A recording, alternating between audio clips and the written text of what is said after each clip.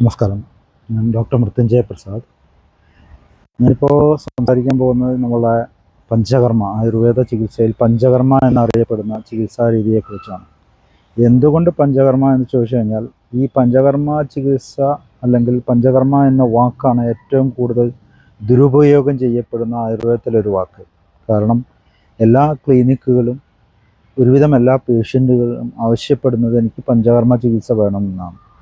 ക്ലിനിക്കുകളിൽ പഞ്ചകർമ്മ ചികിത്സ എന്ന് എഴുതി വച്ചിരിക്കുന്നതിൽ പലതിലും പ്രധാന പഞ്ചകർമ്മ ചികിത്സകളല്ലാതെ നവരക്കിഴി, പിഴിച്ചിൽ എന്നുള്ള ശിരോധാര എന്നുള്ള പേരുകളും അവിടെ കാണുന്നുണ്ട്.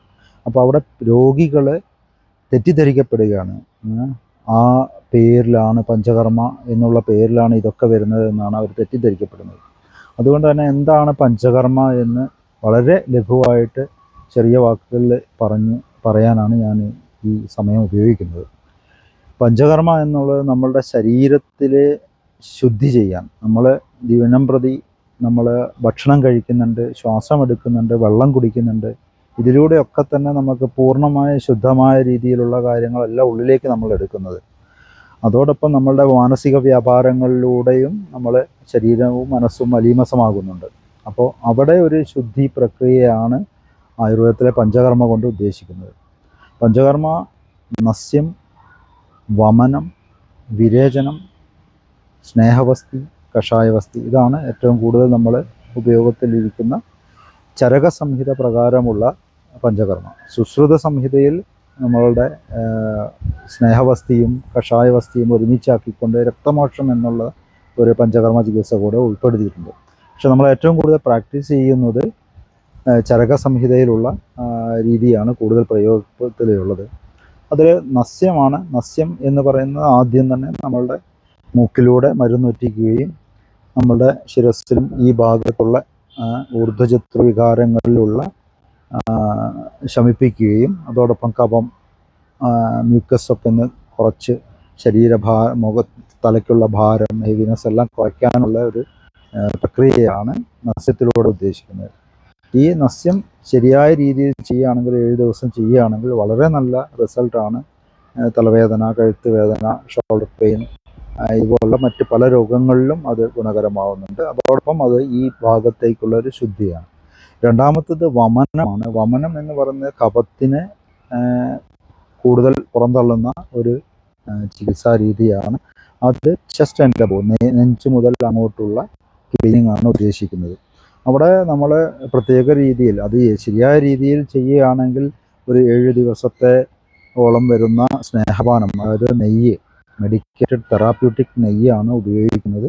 അത് കഴിച്ച് നമ്മൾക്കതിൽ നിന്ന് കുറച്ച് ലക്ഷണങ്ങൾ നമ്മുടെ ശരീരത്തിൽ നിന്ന് കിട്ടിയതിന് ശേഷം നമ്മളത് നെക്സ്റ്റ് ഒരു അഭ്യംഗത്തിലേക്ക് പോകുന്നു. അഭ്യംഗം ചെയ്തതിന് ശേഷം അടുത്ത ഒരു ദിവസം വളരെ നേരത്തെ 5 മണിയോടുകൂടി കഫകാലത്തിൽ തന്നെ അത് ചെയ്യാൻ വേണ്ടിയിട്ട് വളരെ നേരത്തെ, എന്നാൽ കുറച്ച് ബുദ്ധിമുട്ടുള്ള ചികിത്സ കൂടിയാണ് വമനം എന്നുള്ളത്. അപ്പോൾ അത് കഫകാലത്തിൽ അത് ചെയ്യുന്നു.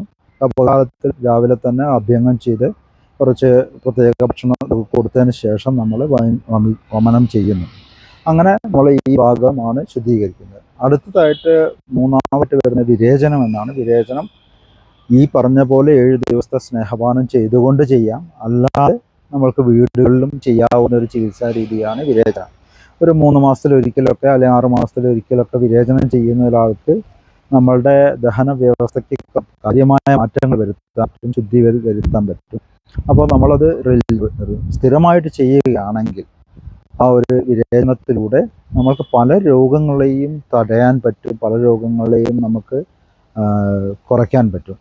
അപ്പോൾ അതിൽ നമ്മൾ ഏതാനും മരുന്നുകൾ രാവിലെ വെറും വയറ്റിൽ ഒന്നുകിൽ വെള്ളത്തിലോ അല്ലെങ്കിൽ കഷായത്തിലോ അല്ലെങ്കിൽ ദ്രാക്ഷാസരസത്തിലോ ചേർത്ത് കഴിക്കുന്നു.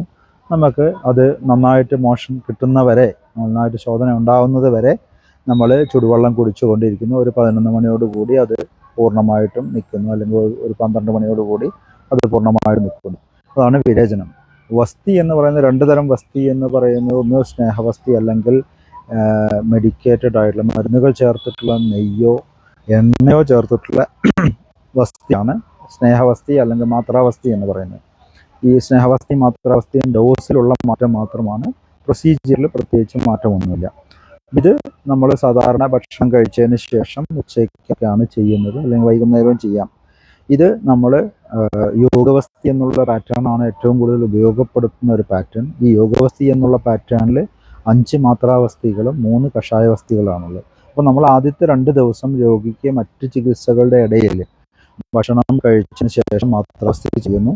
ആ മാത്രാവസ്ഥി മാക്സിമം ടൈം ആ പേഷ്യൻ്റ് അത് ഹോൾഡ് ചെയ്ത് വെക്കണം.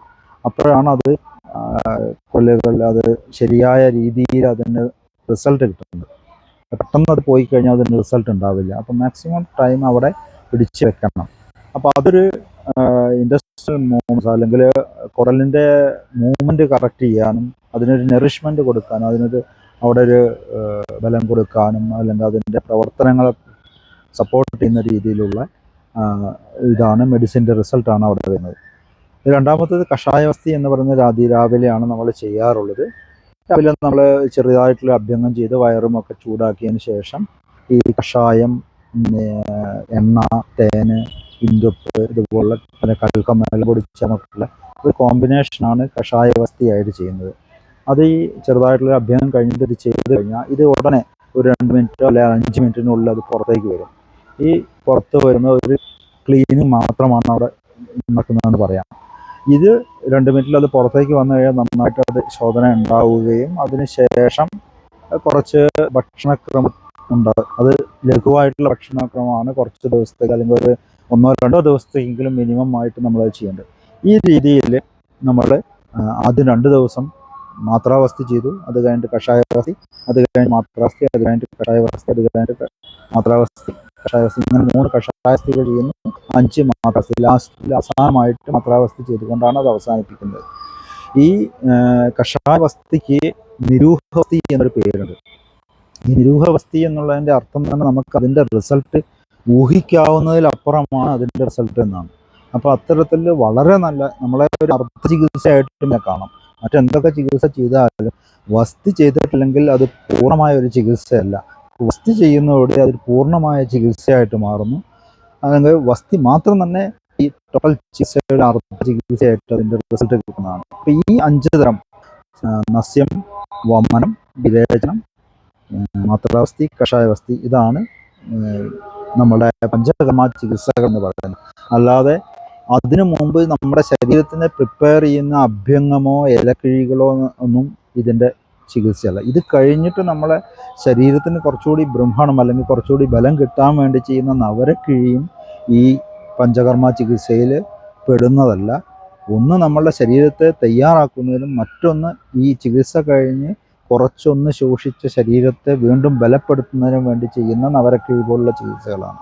അപ്പോൾ ഒരിക്കലും ഇത് തെറ്റിദ്ധരിക്കാതിരിക്കുക. നസ്യം, വമനം, വിരേചനം, സ്നേഹവസ്തി, കഷായവസ്തി ഇതാണ് പഞ്ചകർമ്മ. മറ്റൊന്നും പഞ്ചകർമ്മയല്ല. ഇത് ഏറ്റവും കൂടുതൽ തെറ്റിദ്ധരിപ്പിക്കപ്പെടുന്ന വാക്കായതുകൊണ്ടാണ് ഞാൻ ഇതിനെ കുറിച്ച് പറഞ്ഞത്. Thank you. നമസ്കാരം.